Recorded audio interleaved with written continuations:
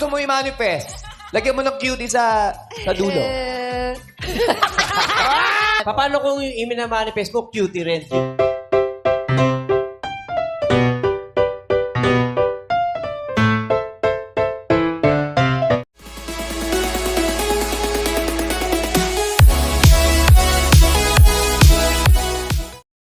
Muri ng It's Showtime host ang pagbibigay ng here.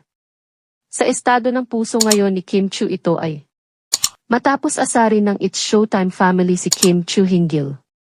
Sa gusto nitong ibalik ngayon sa latest episode ng It's Showtime ay naging topic ng It's Showtime family ang kanilang mga manifestation ngayong taon, ngunit ang simpleng tanong na ito ay naging paraan ng It's Showtime host para muling asarin si Kim Chiu. Kim, ano ba yung namanipis mo?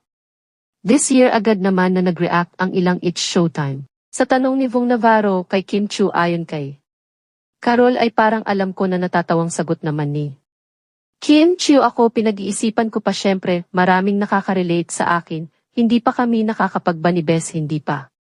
Nga dito natatapos ang tila pang-aasar ni Bong sa aktres. Dahil natanong ulit nito na komedyante, tanong ulit ni Vong Navarro kay Jin De Vincennes, Kim Chiu, ikaw ano?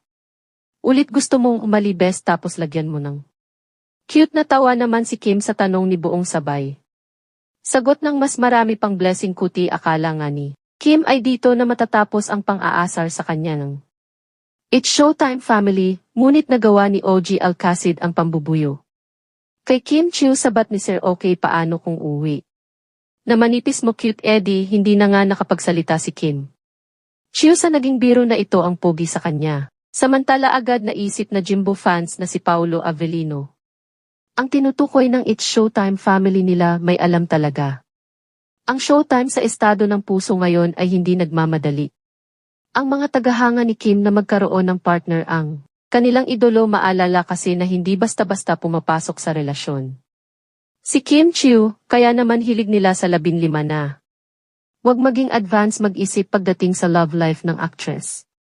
Ano ang masasabi mo sa balitang ito? Comment mo sa ibabaw. Huwag kakalimutan subscribe at like ang ating kunting channel Gallery News. Maraming salamat po. God bless all.